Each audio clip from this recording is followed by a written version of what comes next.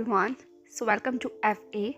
And मैंने बहुत सारे कमेंट्स पढ़े आप लोगों को जिसमें आप लोग मेरे एग्ज़ाम के बारे में पूछ रहे थे। तो गाइस, एग्ज़ाम अभी नहीं है, एग्ज़ाम अभी आने वाला है जिसके लिए मैं प्रिपरेशन कर रही हूँ। सो प्रिपरेशन के लिए मुझे टाइम चाहिए था, बट बीच बीच में मैं पुल आउट करने की कोशिश कर रही हूँ कि मैं एपिसोड्स अपडेट करूँ।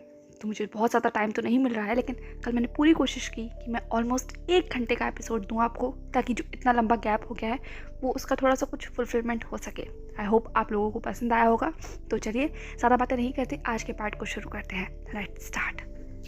बट उससे पहले thank you so very much कि आप लोगों ने इतना ज़्यादा प्यार दिया मुझे और मुझसे लगातार पूछा। So thank you so very much.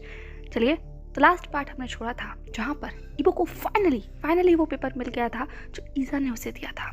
And उसका जो रिस्पॉन्स आया था, आउटकम आया था, रिएक्शन आया था, वो ये था कि ईबो के पैरों के नीचे से ज़मीन निकल गई थी। कुछ पल के लिए वो सन्न हो गया था। उसे नहीं समझ आया जो भी उस पेपर में लिखा हुआ था। क्यों लिखा हुआ था, ये भी सवाल था और इस सवाल का जवाब उसे चाहिए था। इसीलिए वो सब कुछ छोड़ छाड़ कर बस भाग गया था, सबको अपने पीछे स्टंट छोड़कर। उसके पीछे जियांग चैंग भी भागा था। अब देखते हैं उसके आगे क्या होता है। So let's start. ईबो को इस तरीके से भागता हुआ देखकर किसी को कुछ समझ नहीं आया था। इसीलिए जैसे ही ईबो वहाँ से भागता है, उसके पीछे जियांग चैंग भागता है और जियांग चैंग के साथ साथ जी, उसके साथ लूसी और फिर उसके पीछे पीछे आंट जियांग भी ईबो के पीछे भाग रही थी, क्योंकि सब जानना चाहते थे कि आखिर हुआ क्या। ईबो के मेंटली स्टेट के बारे में ऑलरेडी सब वाकिफ थे, इसीलिए सब नर्वस भी बहुत ज़्यादा थे। पर जिस तरीके से ईबो ने स्टेज पर खुद को संभाला था, खुद को खड़ा किया था, सबको लगा था सब शायद ठीक हो चुका है। लेकिन अब जो ये रिएक्शन आया है, इसने सबको हद से ज़्यादा टेंशन में डाल दिया था। इसीलिए सब बस एक दिशा में दौड़ रहे थे। फाइनली जैसे ही ईबो बाहर आता है, जियांग ने लगभग ईबो को खींच कर रोकते हुए कहा, what the fuck, why are you doing all this? आखिर हुआ क्या है? ईबो स्टॉप। जियांग ने बस ईबो को खींच रहा था, पर ईबो बस भाग रहा था। पर जब तक कि वो अचानक से एक ग्राउंड पर रुक नहीं गया, उस पूरे बड़े से गार्डन में जहाँ शायद उसके अलावा कोई नहीं था और आवाज़ों के अलावा जो उसका पीछा करते करते वहाँ पर पहुँच गई थी। ईबो के हाथ में अभी भी वो पेपर था जिससे वो अभी भी अपने कांपते हुए हाथों से बस पकड़ कर खड़ा हुआ था। ईबो को अचानक से किसी रुकता हुआ देखकर बाकी सब भी रुक गए थे, स्पेशली जियांग चैंग जो ईबो के लगभग बहुत करीब था। उसने ईबो का कंधा पकड़ा, उसे अपनी तरफ घुमाया और उसकी चेहरे की तरफ देखते हुए कहा, क्या था ये सब कुछ? हाँ, व्हाट द हेल, अगर कर क्या रहे हो तुम्हें दिखाई नहीं दे रहा? सेक्रेटरी जो तुम्हें बुला रहे हैं, तुम्हें स्टेज पर दोबारा जाना है, अभी बहुत कुछ करना बाकी है और तुम भाग कर रहे हो। What's wrong with you? हाँ, अब कुछ बोलो भी, कुछ बोलो, गॉड डैम इट, बोलो। ये कहते हुए वो कंधों को हिलाने लगा। ईबो को इतना ज्यादा जो आउटबर्स्ट हुआ था जियांग चैन ने, उसने बाकी सबको भी हिला कर रख दिया था। जी ने जियांग चैन के कंधे पर हाथ रखते हुए कहा, शांत हो जाओ, तुम मुझे डरा रहे हो। लूसी ने भी कहा, जियांग चैन उसे धीमे से बात करो, तुम्हें नहीं लग रहा वो डिस्टर्ब है? जियांग चैंग ने कहा, ये इस चीज़ का वक्त नहीं है, हम इसे इस तरह से बेबी की तरह पैम्पर नहीं करते रहेंगे, इसकी कुछ रिस्पॉन्सिबिलिटी है। एंड गॉड डैम इट, ये टाइम है उसकी रिस्पॉन्सिबिलिटी को उठाने का। हर वक्त ये भागता रहेगा और मैं इसके पीछे भागता नहीं रहूंगा, इसे स्टेज पर जाना ही होगा, मेरे साथ चलो। ये कहते हुए वो का हाथ पकड़कर स्टेज की तरफ वापस से खींच कर ले जाने लगा। पर ईबो अभी भी अपनी जगह से हिल नहीं रहा था। जियांग चैंग ने कहा, ईबो। पर इससे पहले कि जियांग चैंग आगे कुछ भी कह पाता, ईबो ने अपनी उस थरथराई हुई सी आवाज में कहा, जियांग चैंग ने कहा, क्या हुआ है? हाँ। ईबो ने उस पेपर को जियांग चैंग की तरफ बढ़ाया और उस टूटी हुई आवाज में ही कहा, क्या तुम भी ये पढ़ पा रहे हो? मुझे कुछ समझ नहीं आ रहा, इसका क्या मतलब है? हाँ, इसका क्या मतलब है जियांग चैंग? ये कहते हुए जियांग चैंग के बहुत करीब आ गया था। ईबो का इस तरीके का बिहेवियर, इतनी एबनॉर्मल तरीके से बात करना देखकर एक पल के लिए तो जियांग चैंग भी थोड़ा सा सख्ती में आ गया था। जो उसका गुस्सा था, जो पूरी तरह से गुबार पर चढ़ा हुआ था, वो थोड़ा डाउन हो गया। जी भी वहाँ पर आ गई थी। आंट जियांग ने ईबो के कंधे पर हाथ रख रखा था और उन्होंने खुद महसूस किया था कि वो इस वक्त शिवर कर रहा है। लूसी भी ईबो के बगल में आ गई थी। जियांग चैंग ने उस पेपर को ईबो के हाथों से लिया। उसने एक नज़र उस पेपर की तरफ डाला, फिर ईबो की तरफ। उसने उस पेपर की हेडलाइन को पढ़ते हुए कहा, एडमिशन फॉर्म, इसका क्या मतलब है? ईबो ने कहा, ये नहीं, इस एडमिशन फॉर्म की डिटेल्स को पढ़ो। तुम्हें भी वही नजर आ रहा है ना, पेरेंट सेक्शन में? जियांग चैंग ने कहा, व्हाट? ये कहते हुए वो उस पेपर को पढ़ने लगा। ईबो कैसी बातें सुनकर, उसके ऐसे बिहेवियर को देखकर जी को भी थोड़ी टेंशन हो गई थी, इसलिए वो भी जियांग चैंग के हाथों में रखे हुए इस पेपर को पढ़ने लगी। और जैसे ही जियांग चैंग ने उसे पढ़ा, उसकी आंखें भी बड़ी बड़ी हो गई थी। वो बस एक पल के लिए उस पेपर को देखता, फिर ईबो को देखता, और वहीं दूसरी तरफ ईबो अपनी सांस थाम कर एक डरे हुए चेहरे के साथ जियांग चैंग को ही देख रहा था। आंट जियांग और लूसी ने कहा, आखिर इस पेपर में है क्या? कोई हमें भी कुछ बताएगा, आगे चल क्या रहा है? लूसी और आंट जियांग की ऐसी बात सुनकर जियांग चैंग ने कहा, माँ एक्चुअली। लूसी ने कहा, क्या है? मुझे भी पढ़ना है, मुझे दो। पर लूसी इससे पहले कि पेपर को छीन पाती, जियांग चैंग ने कहा, मैं पढ़ रहा हूँ ना, wait a minute.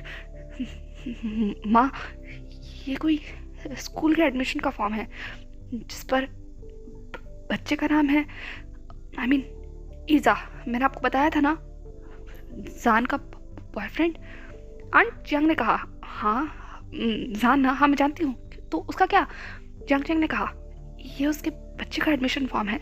Aunt Jiang ने कहा ओके। तो जियांग चैंग ने कहा एंड ये तो जियांग चैंग को थोड़ा सा अजीब लग रहा था। वो वापस से ईबो को देखने लगा। वहीं ईबो की निगाहें अभी भी उस पेपर पर ही कड़ी हुई थी। इस तरह का अजीब सा सस्पेंस वाला माहौल देखकर लूसी को बहुत ज्यादा गुस्सा आ गया था। वो फ्रस्ट्रेट हो गई थी और उस पेपर को अपनी तरफ छीन ही लिया।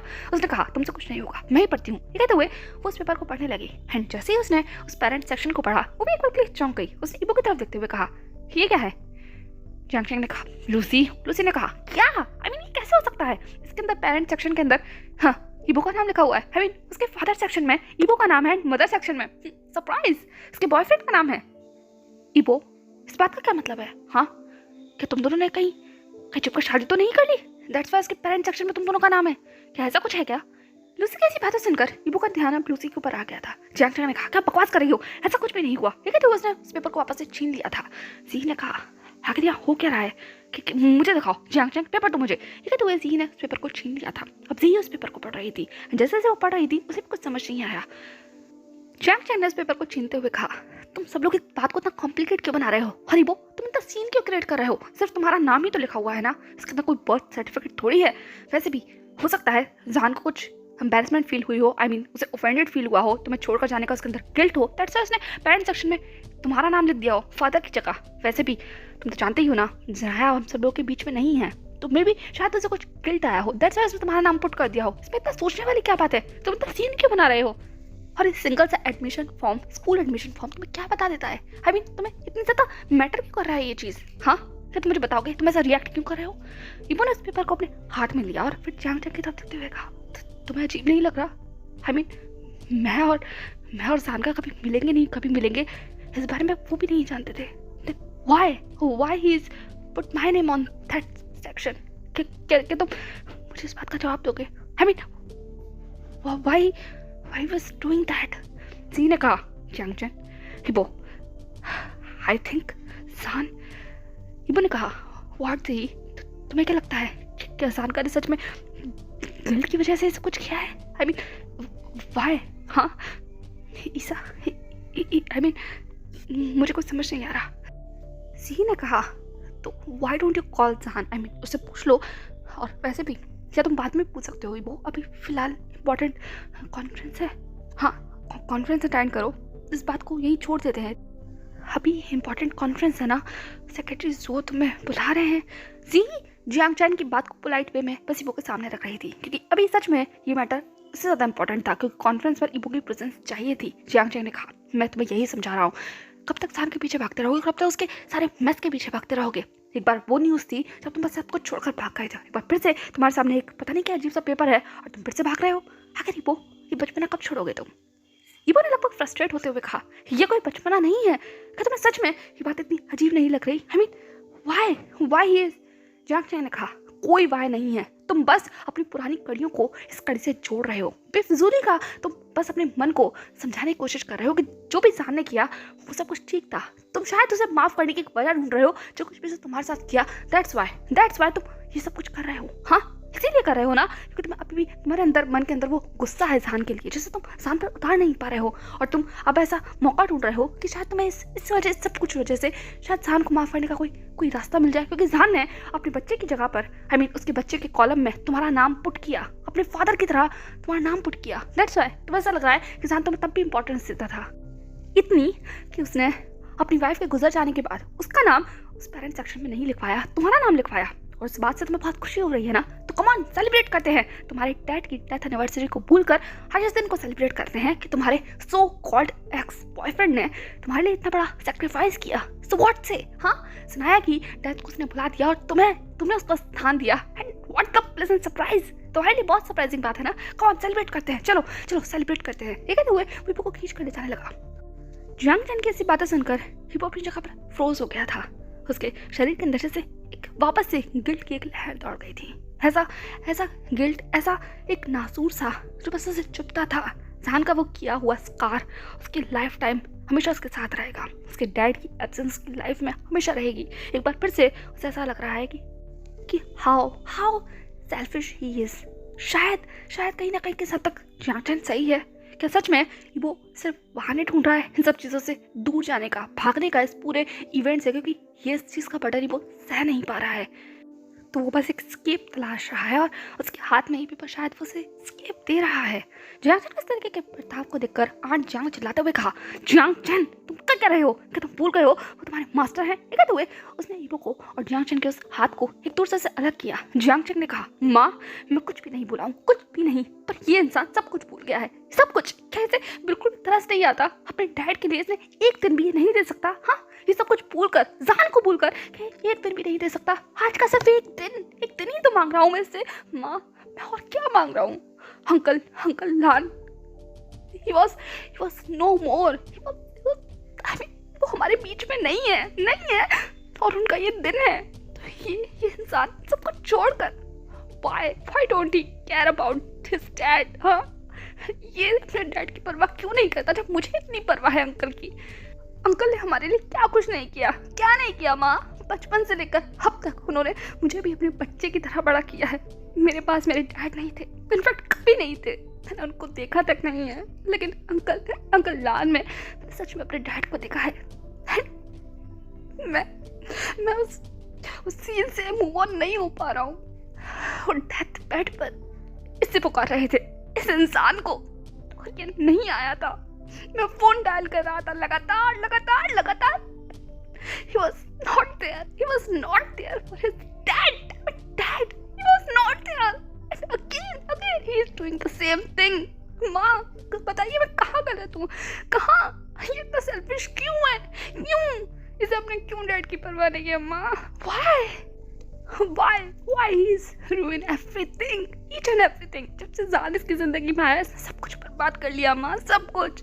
खुद को बर्बाद कर लिया, अपनी मुस्कुराहट को बर्बाद कर लिया। इसकी इतनी जिंदगी थी जो इतनी कलरफुल थी, आज इसकी जिंदगी में क्या है? पूछो इससे माँ, क्या है इसकी जिंदगी में? हाँ, ये कहते हुए जियांग चैन ईबो की तरफ जाता है, उसकी चेस्ट में लगभग पोक करते हुए कहता है, बताओ तुम्हारे पास क्या है? हाँ, आज तुम्हारे पास सपने हैं? कोई सपना ऐसा है जिसमें इंसान ना हो? हाँ, आज से पहले तुम्हारी आंखों में कभी आंसू नहीं थे, कभी भी नहीं। तुम किसी शख्स के लिए रोए नहीं, पर पिछले 3 सालों से तुम लगातार रो रहे हो, लगातार। हाँ, ये कहते हुए वो ईबो की कॉलर पकड़ लेता है, पर ईबो अपनी जगह पर सन्न सा खड़ा था। वो सारी बातें सुन रहा था। जियांग चैन ने इतने पुराने 3 सालों में कभी भी ईबो के ऊपर गुस्सा नहीं किया। उस दिन का गुस्सा शायद आज जियांग चैन से निकलकर बाहर आ रहा था, क्योंकि उसकी एक लिमिट है। वो ईबो को इस तरीके से दलदल में धंसते हुए नहीं देखना चाहता। उसने देखा है अपने फ्रेंड के उस पूरे दर्द को, उस पूरी जर्नी को, वो ईबो के साथ चला है। उसके अंदर भी एक पेन है और ईबो को एक बार फिर से उसी राह पर चलता हुआ देखकर जियांग चैन को बर्दाश्त नहीं हो रहा। दैट्स व्हाई उसका वो बस गुस्सा बाहर आ रहा है, यही कहो उसका प्यार बाहर आ रहा है इस गुस्से की फॉर्म में। आंट जियांग ने कहा, जियांग चैन कंट्रोल योरसेल्फ। पर जियांग चैन के वक्त अलग ही जोन में था। जियांग चैन ने अपनी माँ की तरफ देखते हुए कहा, नो माँ नो, आज मुझे जवाब चाहिए। ये इंसान कब रुकेगा? जब सब कुछ खत्म हो जाएगा, जैसे अंकल चले गए हैं ये भी चला जाएगा, तभी रुकेगा ये? हाँ बताओ मुझे ईबो, मुझे जवाब दो मुझे जवाब। गॉड डैम इट, तुम कब तक भागते रहोगे, कब तक? पर वो सारी जवाबों को छोड़कर, एक जियांग चैन की सारी बातों को छोड़कर वो सिर्फ एक सवाल जियांग चैन की तरफ देखते हुए पूछता है, इस पेपर का क्या मतलब है? ईबो का सवाल सुनकर जियांग चैन को ऐसा लगा जैसे किसी ने जोरदार तमाचा उसके गाल पर मारा है। उसने एकदम से ईबो के कॉलर को छोड़ दिया। वो तो कदम पीछे चला जाता है। जी ने उसको पीछे से थाम लिया, वरना कहीं जियांग चैन गिर ही ना जाता। जी ने कहा, जियांग चैन ने ईबो की तरफ देखते हुए कहा, क्या पूछा तुमने? ईबो ने फिर से उस सवाल को दोहराया। उसने कहा, हे इस पेपर का क्या मतलब है? हाँ, जान खान ने मेरा नाम क्यों लिखवाया है इस पर? क्या वो सच में? जियांग चैन ने कहा, शट अप, एक और शब्द मत बोलना। वो बस फिर जियांग चैन कुछ भी कहता, वो 2 कदम आगे बढ़ाकर जियांग चैन के पास आ गया था। उसने जियांग चैन की तरफ देखते हुए कहा, उन्होंने ऐसा क्यों किया जियांग चैन? ईबो के इस बर्ताव को देखकर कोई भी समझ सकता था कि वो इस वक्त अपने जहन में नहीं है। वो बहुत अलग बर्ताव कर रहा है। ऐसा लग रहा है जैसे कि इस सवाल के अलावा उसकी ज़िंदगी में और कुछ इंपॉर्टेंट है ही नहीं है, और किसी चीज़ को प्रोसेस ही नहीं कर पा रहा है। सिर्फ यही सवाल है जो उसके दिमाग में गूंज रहा है, और इस सवाल का उसे जवाब चाहिए, क्योंकि ये सवाल उसकी बेचैनी को बहुत अपर लेवल तक बढ़ा रहा है। इतने अपर लेवल तक कि वो रियलिटी में और उस सवाल के बीच में फ़र्क करना ही भूल गया है। ईबो को इस बर्ताव को देखकर सबको वहाँ खड़े हुए चिंता हो रही थी। उसकी आंखों से आंसू बह रहे थे, वो कांप रहा था, थरथरा रहा था, उसकी खुद की बॉडी का टेम्परेचर भी बहुत लो था। ये लूसी फील कर सकती थी। वहीं दूसरी तरफ जी सब कुछ टेंशन में देख रही थी। जी ने जियांगचन को शांत किया क्योंकि जियांगचन भी कुछ अलग नहीं था, वो भी कम्प्लीटली ब्रोकन था। क्योंकि 3 साल के बाद जियांगचन ने ईबो को फिर से एक बार वैसे ही देखा है जैसे कि उसने तब देखा था जब हाउशवान ने आकर ईबो को ये बताया था कि जान इस दुनिया में नहीं रहा। अपने डैड को खोने के बाद जान के खोने का दुख ईबो के ऊपर सर पर कुछ ऐसे ही सवार हुआ था। और तब भी उसने यही सवाल पूछा था कि जान का मुझे छोड़कर क्यों चले गए जैंग, क्यों चले गए। और आज फिर से हिस्ट्री खुद को रिपीट कर रही है। जियांगचन एक बार फिर से ईबो के ऊपर गुस्सा कर रहा है, चिल्ला रहा है, उसे तोड़ने की कोशिश कर रहा है, उसे समझाने की कोशिश कर रहा है अपने तरीके से। और एक बार फिर से ईबो का एक सवाल उसे रोकने के लिए काफ़ी है। एक बार फिर से वही शख्स है जो ईबो की ज़िंदगी में वापस आ गया है, सब कुछ तहस नहस बर्बाद करने के लिए। और जियांगचन को नहीं समझ आ रहा कि वो अपने दोस्त का क्या करे, कैसे संभाले उसे। कुछ पल के लिए उस पूरे माहौल के अंदर हद से ज़्यादा टेंशन पनप चुकी थी। सांस लेना भी शायद मुश्किल था। सब एक दूसरे को बस उस डरी हुई निगाहों से देख रहे थे, किसी को समझ नहीं आ रहा था क्या कहना चाहिए। जब तक ईबो ने वापस से उस सवाल को नहीं दोहराया। उसने जैंग की तरफ देखते हुए कहा, मुझे क्या करना चाहिए जैंग? हाँ बताओ मुझे। ये कहते हुए जैंग के बहुत करीब आ गया था। जैंग ने ईबो की आंखों में देखा। कुछ देर के लिए वो ऐसे ही देखता रहता है, एक खोए हुए, टूटे हुए, डरे हुए बच्चे की तरह जिसकी सिर्फ एक ही उम्मीद है, एक ही शख्स है जो उसे जवाब दे सकता है हर सवाल का। और वो उम्मीद लेकर ईबो जैंग की तरफ देख रहा था। और उसकी ऐसी आंखें जैंग को रोकने के लिए, उसको तोड़ने के लिए, उसे थामने के लिए, उसे बांधने के लिए और शायद ईबो को संभालने के लिए काफ़ी थी। जैंग ने अपनी आंखों को बंद किया। जी लगातार जैंग की पीठ को सहला रही थी। जी ने धीमे से कहा, उसे तुम्हारी ज़रूरत है जैंग, उस पर गुस्सा मत करो, प्लीज़ प्लीज़ उस पर गुस्सा मत करो। जैंग ने ज़ी की तरफ देखा, उसकी आंखों से आंसू बह रहे थे। ज़ी ने तुरंत अपने हाथों से जैंग के उन आंसुओं को साफ किया और सिर्फ उसे नोट किया। जैंग ने ज़ी की तरफ देखकर नोट किया और एट लास्ट उसने अपनी निगाहों को ईबो की तरफ घुमा लिया था। उसने ईबो के कंधों पर हाथ रखा। जैंग का वो हाथ ही काफ़ी था ईबो की आंखों से आंसू निकल जाने के लिए। जैंग सिर्फ ईबो का दोस्त नहीं है, वो लोग भाई जैसे हैं। बचपन से लेकर अब तक इस मकाम तक जैंग हमेशा ईगो की परछाई बनकर उसके साथ चलता रहा है। हर सुख को, दुख को, दुनिया के हर फेस को उन दोनों ने कंधे से कंधा मिलाकर जिया है, सहा है, देखा है, फेस करा है। कभी भी जैंग ने ईबो का साथ नहीं छोड़ा। वो चाहे कितना भी गुस्सा कर ले, पर जब भी ईबो को ज़रूरत होती है जैंग उसके पीछे खड़ा रहता है। जब भी कोई ईबो को हार्म करने की कोशिश करता है जैंग एक वॉल की तरह उसके सामने रहता है। जब भी ईबो को कुछ सेलिब्रेट करना होता है जैंग हमेशा मुस्कुराता हुआ उसके साथ खड़ा रहता है। और जब भी ईबो को रोना होता है जैंग अपना कंधा उसे देता है। जैंग बिल्कुल किसी परछाई की तरह ही नहीं, ईबो के लिए उसके डैड के बाद अब एक एल्डर ब्रदर की तरह है, एक फादर फिगर की तरह है। क्योंकि लास्ट टाइम अंकल लान ने, हेको लैनमैन हुआ ने उस डेथ बेड पर जी और जियांगचन दोनों से ही ये प्रॉमिस लिया था कि उनके जाने के बाद वो उनके बच्चे का ख्याल रखें। ईबो कितना नाजुक है, कितना ज़्यादा सेंसिटिव है। उसे लाइफ के बारे में, लोगों के बारे में कुछ नहीं पता। लोग कितने ज़्यादा हार्श, मीन हो सकते हैं, उसे रियल लाइफ वर्ल्ड के बारे में कुछ भी नहीं पता। क्योंकि हमेशा लैनमैन हुआ उसे अपनी परछाई में रखते हैं, पर अब जब वो नहीं है तो जैंग उनकी ये जगह लेगा और ईबो का हमेशा साथ देगा। और जैंग ने भी लैनमैन हुआ को प्रॉमिस किया था कि वो ईबो का ख्याल रखेगा, उसे हर मुश्किल से, परेशानी से वो बचाएगा। और 3 साल से वो लगातार यही करता चला आ रहा है। और आज ईबो को इस तरीके से देखकर जैंग समझ गया था कि ये उसकी ज़रूरत है, यहाँ उसे ईबो को संभालना है और वो संभालेगा।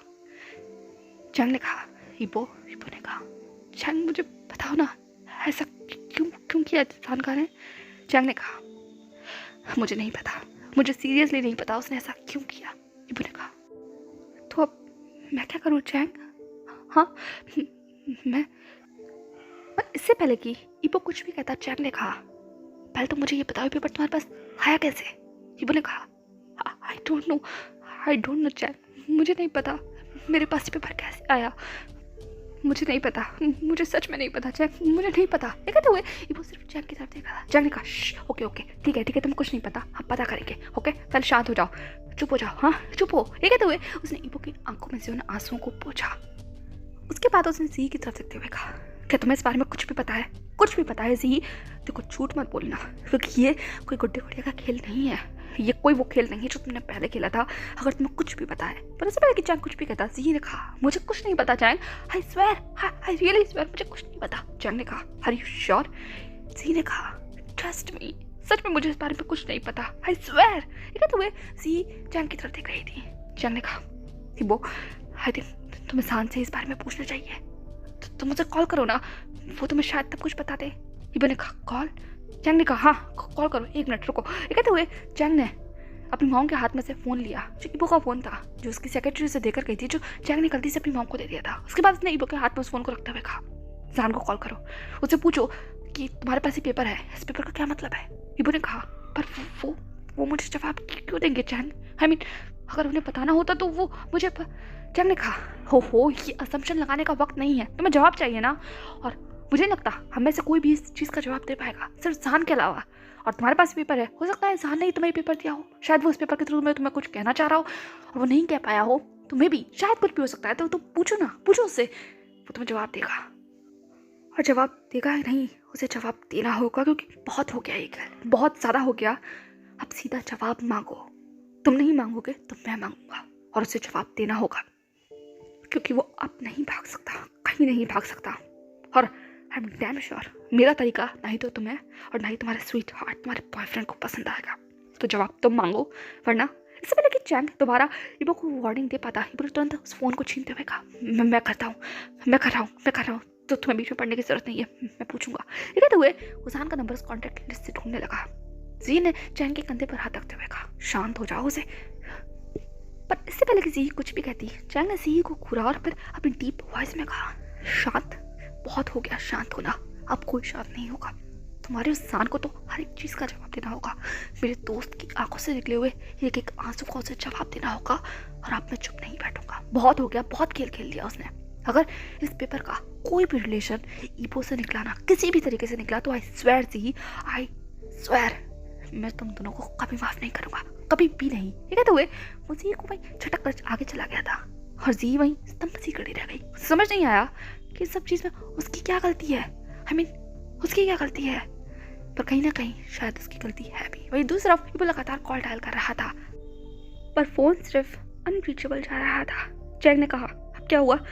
इबो ने चैंग की तरफ देखते हुए कहा आई डोंट नो, वो कॉल पिक नहीं कर रहे हैं, वो कॉल नहीं उठा रहे हैं। ये तो वो फिर से फ़ोन डायल करने लगा। चैंग ने कहा ये तो होना ही था। इबो ने कहा व्हाट यू मीन? चैंग ने कहा जब भी कोई जवाब मांगना होता है फोन उठाता ही कहाँ है। ये कहते हुए वो सरकास्टिकली इबो की तरफ देख रहा था, पर इबो ने सिर्फ उसे क्लियर किया एंड लगातार वो फिर से कॉल डायल करने लगा, पर सिर्फ बेल जा रही थी, कोई भी फ़ोन नहीं उठा रहा था। और ये चीज़ कहीं ना कहीं इबो के दिल की उस बेचैनी को और ज़्यादा बढ़ा रही थी, क्योंकि सुबह से लेकर शायद 5 से 6 बार है जब से इबो ने ज़ान को फुल डायल किया है, और ज़ान की सिर्फ फ़ोन की बेल जा रही है, कोई फ़ोन नहीं पिक कर रहा। और ऐसा कभी नहीं होता, आई मीन ऐसा क्यों होगा? ज़ान के घर में कोई तो होगा ना, ईज़ा, ज़ान, कि आज तो वैसे भी सैटरडे है और ईज़ा की छुट्टी होगी, और ज़ान इस टाइम पर वर्क के लिए नहीं जाता, तो उन दोनों को घर पर ही होना चाहिए ना। Why don't they pick their call? And in fact Zan का फ़ोन तो अनरीचेबल जा रहा है, और घर का लैंडलाइन वो पिक ही नहीं कर रहा कोई। इबो ने काफ़ी बार कॉल डायल किया, पर जब कोई फ़ोन नहीं उठा रहा था तो इबो ने चैंग के साथ देखते हुए कहा कुछ गलत हुआ है चैंग, कुछ तो गलत हुआ है। चैंग ने कहा हो प्लीज़ फिर से ड्रामा शुरू मत कर देना। इबो ने कहा तुम्हें दिख नहीं रहा ज़ान का कॉल नहीं उठा रहे हैं, वो सुबह से कॉल नहीं उठा रहे हैं। चैंग कुछ हुआ है, फ़ोन कल रात को जब हम दोनों के बीच में बात हुई थी ना, तभी कुछ हुआ था। ज़ान का ने ऐसे ही फ़ोन काट दिया था, वो मुझसे कुछ कहना चाहते थे पर वो कह नहीं पाए, कोई आया था, चैंग को कुछ हुआ था, मेरा दिल कह रहा है कुछ तो हुआ है, इस वजह से ज़ान का कॉल नहीं उठा रहे हैं, मैं क्या करूँ? ये कहते वो लगातार फिर से फ़ोन डायल कर रहा था। इबो कैसी हरकतों को देखकर चैंग ने इबो के हाथ से उस फ़ोन को छीनते हुए कहा गॉड डैम इट इबो, शांत हो जाओ, वरना तुम्हें ही पैनिक अटैक का दौरा पड़ जाएगा। एंड कोई बात नहीं, अगर वो फ़ोन नहीं उठा रहा तो हो सकता है वो बिजी हो या कोई काम कर रहा हो, इतना ज़्यादा टेंशन लेने की जरूरत नहीं। हाँ, वरना तुम्हारी तबीयत खराब हो जाएगी। वो दोनों आपस में बहस कर रहे थे, तभी अचानक से इबो के हाथ में रखा हुआ फ़ोन बजने लगता है, जिसने उन सभी का ध्यान खींच लिया था। इबो ने उस फ़ोन की स्क्रीन पर देखा तो एक इंटरनेशनल अननोन नंबर से फ़ोन आ रहा था। इबो ने चैंग की तरफ देखते हुए कहा शायद ज़ान का हो। चैंग ने कहा हाँ पता नहीं, सुबह से कॉल आ रहा है, बहुत बार आ रहा है, मैं तुम्हें बताना भूल गया, पर शायद बस पता कि चैंग कुछ भी कहता। इबो ने चैंग को सिर्फ एक लुक दिया और उसने फ़ोन उठा लिया। उसने डरते हुए आवाज़ में कहा हेलो, फिर सामने से सिर्फ एक सुबकती हुई आवाज़ आती है। उस आवाज़ ने कहा अंकल। इबो ने कहा हेलो कौन बोल रहा है? उस आवाज़ ने कहा help me uncle please dad dad. इबो को बहुत अजीब महसूस हुआ। उसके पूरे सेंसेस कंप्लीटली नॉकआउट हो गए थे, शॉकिंग हो गए थे। उसका फ़ोन पे पकड़ बहुत टाइट हो गई थी। इबो ने कहा, हिजा क्या है तुम हो? हिजा ने कहा, अंकल मैं प्लीज़ डैड डैड को बचा लीजिए। अंकल अंकल कुछ कुछ कीजिए ना, ये लोग मुझे ले जा रहे हैं। Please call dad dad please, मुझे नहीं जाना अंकल, मुझे नहीं जाना, हेल्प मी। ये लोग डैड से लड़ रहे हैं, उनको डांट रहे हैं, मुझे मुझे अपने साथ लेकर जा रहे हैं अंकल, प्लीज़ हेल्प कीजिए ना प्लीज़। ईज़ा की इतनी हार्ट फ्रेंचिंग वॉइस सुनकर और उसकी सी टूटी फूटी बातों को सुनकर इबो के पैरों में जैसे ज़मीन निकल गई थी। उसे समझ नहीं आ रहा था कि हुआ क्या है, ईज़ा रो क्यों रहा है। इसीलिए वो ने अपनी थरथराती हुई आवाज़ में कहा, hey hey Jam please please calm down. हाँ मुझे बताओ हुआ क्या है। हाँ मुझे बताओ ईज़ा ईज़ा हुआ क्या है। इबो को इस तरीके से बात करता हुआ देखकर अब कहीं ना कहीं जियांग चैन और जी को भी टेंशन होने लग गई थी। आंट जियांग लूसी भी इबो के पास आ गई थी। जियांग चैन ने कहा, क्या हुआ है? हाँ क्या हुआ है? इबो ने कहा, आई डोंट नो वो रो रहा है चैन कुछ हुआ है। चैन ने कहा, मुझे तो फोन स्पीकर पर रखो। ये कहते हुए उसने इबो के हाथ से फ़ोन लिया, उसे स्पीकर पर रख दिया। उसके बाद इबो ने कहा, हीज़ा क्या हुआ है मुझे बताओ। हीज़ा ने कहा, अंकल प्लीज़ मुझे बचा लीजिए, वो लेकर जा रहे हैं, वो मुझे लेकर जा रहे हैं, वो आ रहे हैं, प्लीज़ मुझे नहीं जाना। इसके हाथ से फ़ोन लो। इसे फ़ोन किसने दिया? हाँ, और ये किसको फ़ोन लाइट कर रहा है? ये तो एक किसी की भारी आवाज़ सुनाई देती है। इबो को इबन चीखते हुए कहा, कौन है वहाँ? कौन है? उसको हाथ मत लगाना। पर इबो सिर्फ चीखता रह जाता है क्योंकि सामने से फ़ोन डिस्कनेक्ट हो चुका था। अपने बीच में उस साइलेंस को छोड़कर और इबो की उस चीखती हुई आवाज़ को छोड़कर जो इबो लगातार उस फ़ोन के दूसरी तरफ पुकारने की कोशिश कर रहा था, ईज़ा जवाब दो मुझे, क्या हुआ है वहाँ? आखिर हो क्या रहा है? ज़ानगा कहाँ है? ज़ानगा को कॉल दो। पर सिर्फ इबो चिल्ला रहा था क्योंकि सामने से लाइन डिस्कनेक्ट हो चुकी थी। चैंग ने कहा, हे शांत हो जाओ, फ़ोन कट चुका है। इबो फ़ोन कट चुका है। ठीक है तो वे चैंग इबो को पूरी तरीके से झकझोर कर उसे होश में लाने की कोशिश कर रहा था क्योंकि इबो लगता है पूरी तरीके से अपना माइंड लॉस्ट कर चुका है। समझ ही नहीं आ रहा कि आगे हो क्या रहा है। और उसके स्टेट देखकर चैंग को भी अब टेंशन हो रही थी। पहले तो ये टेंशन कम थी, ये सब कुछ कम था कि अब एक फ़ोन कॉल भी आ गया और वो भी उस छोटे बच्चे का जिसकी आवाज़ ही बता रही है कि बहुत बड़ी गड़बड़ है, बहुत ज़्यादा बड़ी। चैंग की बातें सुनकर इबो ने चिल्लाते हुए कहा, शांत हो जाऊं? कैसे शांत हो जाऊं? हाँ कैसे? तुम्हें दिख नहीं रहा उसका फोन है, वो रो रहा है, तुम इसके मुझसे शांत होने के लिए कह सकते हो? चैंग ने कहा, तो तुम्हारे चिल्लाने से भी कुछ नहीं हो जाएगा, फोन ऑलरेडी कट चुका है, हमें मैटर पता करना होगा। ओके वेट अ मिनट, मैं कॉल करता हूँ, मैं किसी को कॉल करता हूँ तो मुझे सारा क्लैरिटी देगा। रुक जाओ, 1 मिनट रुक जाओ, बस 2 घड़ी मुझे शांति ले दो। ठीक है तो वो अपना फ़ोन लेकर फाइनली साइड में चला गया था जिससे वो किसी को कॉल करके पता कर सके। और वहीं दूसरी तरफ लूसी जी आंट जियांग सिर्फ इबो को शांत कराने की कोशिश कर रही थी, जो कि उससे होने नहीं वाला था क्योंकि इबो लगातार अपने फ़ोन से उसी नंबर पर डायल कर रहा था जिससे अभी भी कॉल आया था। पर एक बार फिर से कोई फ़ोन नहीं उठा रहा था। इबो ने लगभग अपने बालों को खींचते हुए कहा, गॉड व्हाट द हेल, ये क्या हो रहा है? क्या हो गया रहा है? सब क्यों कर रहे हो सब मेरे साथ ऐसा? व्हाई ईज़ा, तुम्हें क्या हुआ है? अपा सान का why don't you pick my call? Why what should I do? तो वो ज़मीन पर बैठ जाता है। वो कम्प्लीटली टूट चुका था, उसे पीयर प्रेशर हैंडल नहीं हो रहा था और ना ही उसे समझ आ रहा था कि उसे क्या करना चाहिए। ये सब कुछ उसके लिए बहुत ज़्यादा था। वहीं दूसरी तरफ ऑलमोस्ट 15 मिनट के बाद चैंग इबो के पास आता है। जी लूसी सिर्फ इबो को संभाल रहे थे और आंट जियांग उसके बगल में खड़ी थी, उसे पानी पिलाने की कोशिश कर रही थी। चैंग ने कहा, हो गया तमाशा खत्म हुआ तुम्हारा? हमें सीरियसली अभी कभी स्टेट्स लौटना होगा। जैसे ही चैंग ने कहा एक इबो बस खड़ा हो जाता। उसने कहा, क्या? चैंग ने कहा, अभी की अभी, इसका मतलब अभी की अभी, बहुत अर्जेंट है। इबो ने चैंग की तरफ देखते हुए कहा, क्या हुआ है? चैंग ने कहा, पूरी बात तो मुझे भी नहीं पता, पर मैंने अपने कुछ पर्सन्स को सान के पीछे लगाया था। इबो ने कहा, क्या कहा था तुमने? चैंग ने कहा, ये गुस्सा होने का वक्त नहीं है, मुझे उस पर कोई ट्रस्ट नहीं था और मैं नहीं चाहता था कि वो एक बार फिर से भाग जाए और तुम उसके पीछे पागल हो जाओ। इसीलिए बस मैंने तुम्हारी सेफ्टी के लिए सान के घर के बाहर कुछ लोगों को कॉल आउट किया था एंड वो लोग मुझे सुबह से कांटेक्ट करने की कोशिश कर रहे थे, पर इन सब चीज़ों के बीच में मैं बहुत बिजी था, इस वजह से मैं उनका कॉल पिक नहीं कर पाया। एंड इबो ने कहा, उन्होंने क्या कहा?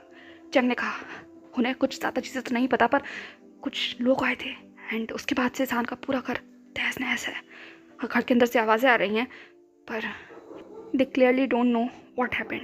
गवर्नमेंट की टीम थी एंड इससे पहले कि चैंग कुछ भी कह पाता, इबो बस वहाँ से भाग गया था। एंड चैंग को भी पता ही था इबो कुछ ऐसा ही करेगा, इसलिए वो भी इबो के पीछे भाग रहा था। उसके पीछे जी, उसके पीछे लूसी और साथ साथ आंट जियांग भी थी। एंड ऑलमोस्ट 17 to 18 आवर्स की लॉन्ग फ्लाइट लेकर अगले दिन की सुबह लगभग 8 बजे तक वो लोग वहाँ पहुँच चुके थे। 4 से 5 गाड़ियाँ आकर उस एले में रुकती हैं धड़धड़ाती हुई स्पीड में, और इससे पहले की गाड़ियाँ रुकती भी ईबो बस दरवाज़ा खोलकर उस दिशा में दौड़ रहा था जहाँ सान का घर था, क्योंकि उसका दिल लगभग उसके ज़बान में, उसके मुंह को आ गया था, क्योंकि इतनी ज़्यादा बेचैनी उसे हो रही थी। उसे एहसास हो गया था कुछ बहुत गलत हुआ है, बहुत ज़्यादा, और ये जो दूरी है वो अब ईबो से बर्दाश्त नहीं हो रही, इसलिए वो बस दौड़ रहा था बिल्कुल बदहवास होकर। एंड इनफैक्ट उसे अब कोई भी नहीं रोक सकता था। जैंग, उसे भी बहुत टेंशन हो रही थी, इसलिए वो भी और ज़ी भी सब उसके पीछे दौड़ रहे थे। जैसे ही ईबो घर के बाहर आता है, घर के बाहर से ही उस कुछ अनइवेंटफुल इवेंट का जो एहसास था वो होना शुरू हो गया था। घर का दरवाज़ा खुला हुआ था, शांति पसरी हुई थी, घर के अंदर से आवाज़ें आ रही थी, लोग चीख रहे थे, चिल्ला रहे थे, पर ईबो को नहीं पता कौन क्या कह रहा है, वो बस दौड़ रहा था। ऊपर फिर से बर्फ़ थी, सान का पूरा कोर्टयार्ड उस बर्फ़ से घिरा हुआ था, पर ईबो को कोई परवाह नहीं थी। वो बस अपने जैसे तैसे कपड़ों में वहाँ चल रहा था। शूज़ के ऊपर तक भी बर्फ़ पड़ चुकी थी, पर ईबो डिडंट केयर। वो दौड़ता है, घर के दरवाजे तक पहुँचता है, एंड जैसे ही घर के अंदर पहला कदम रखता है, घर की हालत तहस नहस थी। पूरा घर बिखरा हुआ था, एक एक चीज़ फर्श पर थी, फोटोज़ दीवार पर नहीं, टूटे हुए ज़मीन पर पड़े हुए थे, सारे सोफ़े, कवर्स, सारी बुक्स, सारी किचन, सब कुछ तहस नहस हो रखी थी। ऐसा लग रहा था जैसे कोई बवंडर वहाँ से होकर गुजरा हो। एंड घर की ऐसी हालत को देखकर बाकी सब लोगों के कदम भी वहीं बस रुक गए थे। जी घर को देखने लगती है एक हॉरर एक्सप्रेशन के साथ। वहीं जियांग चैन जो पहली बार यहाँ आया था, वो भी सब कुछ देखकर बस अपनी जगह पर रुक जाता है। लूसी भी जो ये सब कुछ देख रही थी, उसे भी कुछ समझ नहीं आ रहा था, इसलिए वो भी बस घर को देखने लगी। और दूसरी तरफ ईबो वो नहीं रुक सकता था, वो उस आवाज़ का पीछा करने लगा जो से ऊपर रूम से आ रही थी। एंड वो दौड़कर उन सीढ़ियों को क्रॉस करता हुआ, उस कॉरिडोर को क्रॉस करता हुआ रूम में जाता है। एंड जैसे ही वो रूम में जाता है, 2 लोगों की आवाज़ें अब क्लियर हो गई थी, आंट मैरी की और सुजन की। सुजन ने कहा यहीं होने चाहिए आंट मैरी, कहाँ है? हाँ, कोई भी परिहार नजर क्यों नहीं आ रहा? ये कहते हुए सुजन की आवाज़ में भी एक दर्द था, आंसू थे, एक बेबसी थी। और आंट मैरी बस ये कह रही थी मुझे नहीं पता, मुझे कुछ भी नहीं पता। वो लोगों ने सुना ही नहीं। यूजा के चिल्लाने की, रोने की आवाज़ आ रही थी, जो वहीं उस अपने क्रैब में बैठा हुआ था, वो भी जोर जोर से रो रहा था। ये पूरा सीन देखकर वो बस अपनी जगह पर थम जाता है। वहीं दूसरी तरफ सुजन और आंट मैरी वो बस अपनी दुनिया में खोए हुए थे, पर शायद यूजा ने ईबो को देख लिया था, उसकी प्रेजेंस का एहसास उससे हो गया था, इसलिए यूजा सिर्फ ईबो की तरफ देखने लगता है। एंड वो बस अपने क्रैब्स जैसे करके उतरता है, एंड वो ईबो के पास दौड़ता हुआ जाता है, एंड उसके पैरों को हक करते हुए कहता है अंकल। ईबो की अब जाकर वो पूरा जो सेंसर्स के आंखों के सामने बस बन गया था, वो अपने सहन से टूटता है, बाहर आता है। उसने यूजा की तरफ देखा, और यूजा की ऐसी आवाज़ सुनकर कहीं ना कहीं सुजन और आंट मैरी भी रुक गए थे, वो भी ईबो की तरफ देखने लगे। कुछ पल के लिए उस कमरे में कंप्लीट साइलेंस थी, कंप्लीट साइलेंस, कोई भी कुछ नहीं कह रहा था। सुजन का पूरा चेहरा आंसू से भीगा हुआ था, आंट मैरी का भी, और यूजा की हालत तो उससे भी ज़्यादा बुरी थी। वो छोटा सा बच्चा पूरी तरीके से बहुत पेल लग रहा था, और उसके चेहरे को ही देखकर कोई भी कह सकता था कि वो बहुत देर से रो रहा है। ईबो ने यूजा को अपने उन कांपते हुए हाथों से गोद में उठाया, एंड उसने फाइनली एट लास्ट सुजन की तरफ देखते हुए कहा क्या हुआ है?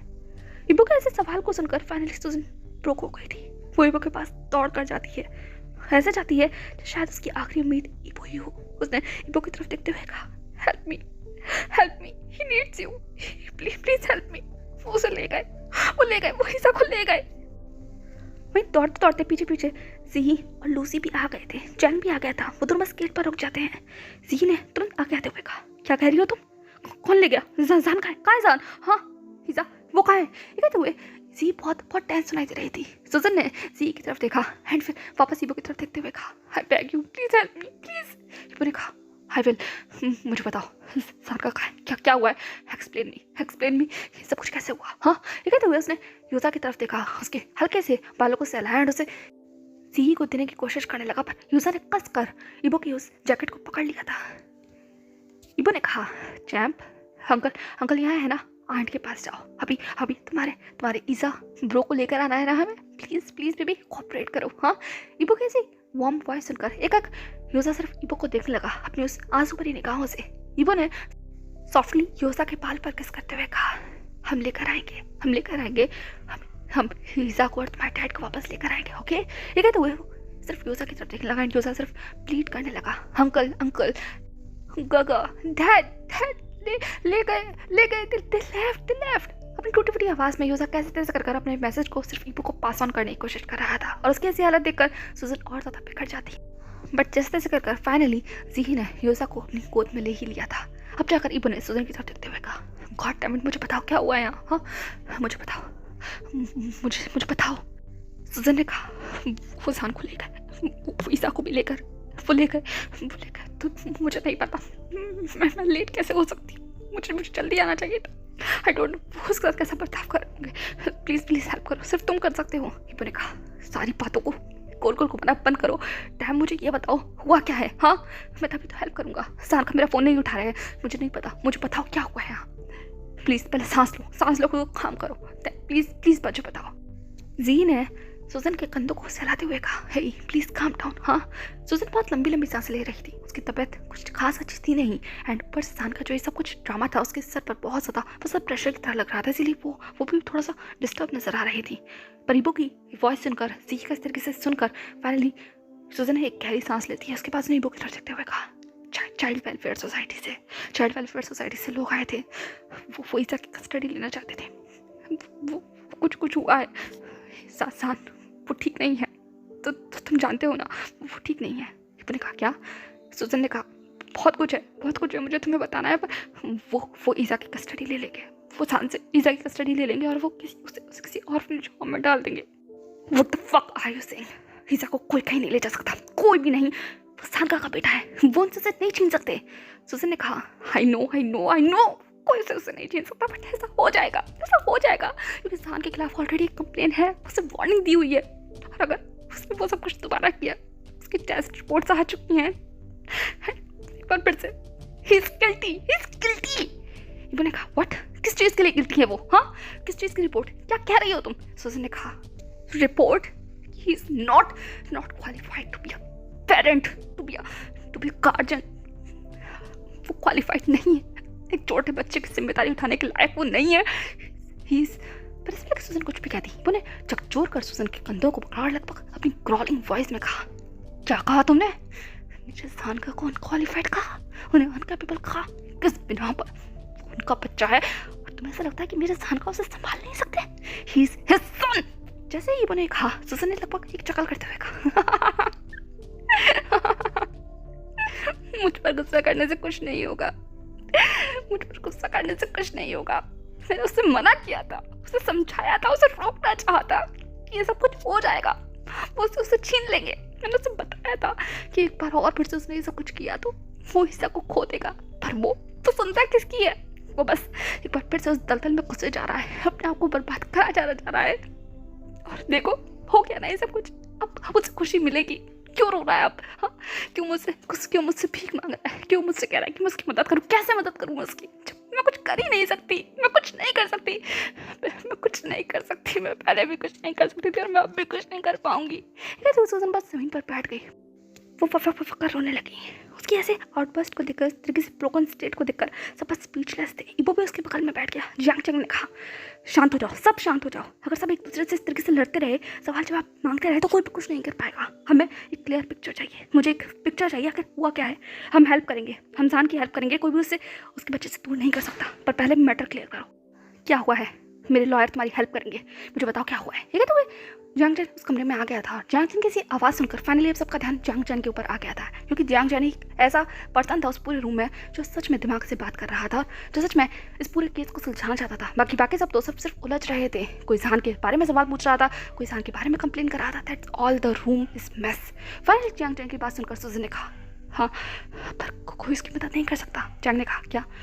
सुजन ने कहा सान को कस्टडी के लिए पहले भी एक बार वार्निंग मिल चुकी है। हिजा की कस्टडी ऑलमोस्ट उससे ली जा चुकी है, पर कैसे कर मैंने मेहनतें कर उस टाइम पर हिजा की कस्टडी सान को दिलाई थी।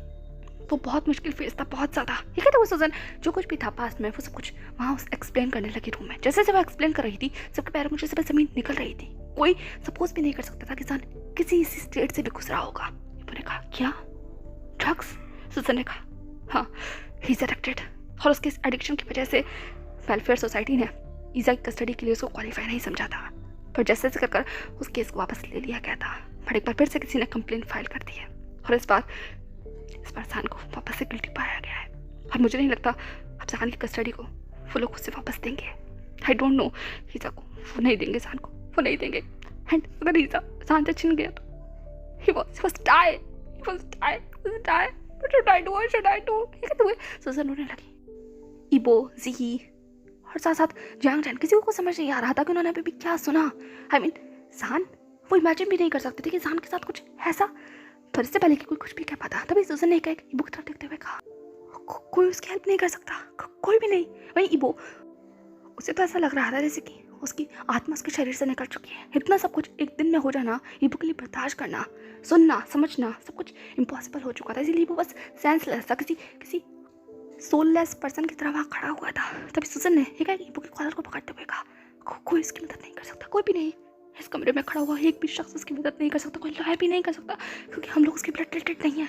पर तुम कर सकते हो, तुम उसकी मदद कर सकते हो, तुम सच में उसकी मदद कर सकते हो, सिर्फ तुम कर सकते हो। सुजन कैसी बातें सुनकर जियांग चैन ने कहा उससे अभी कुछ मत कहो, वो अपनी ठीक माइंड स्टेट में नहीं है, मैं मदद करूंगा, मेरी लॉयर की टीम यहाँ आ रही है, हम लोग सब कुछ हैंडल कर लेंगे। ठीक है, तो वो सुजन से बस इबो को अलग करने की कोशिश कर रहा, पर सुजन ने जियांग चैन के साथ देखते हुए कहा कोई कुछ नहीं कर सकता, समझ नहीं आता, कोई लॉयर कोई भी कुछ नहीं कर सकता, क्योंकि हम सब उसकी ब्लड रिलेटेड नहीं है।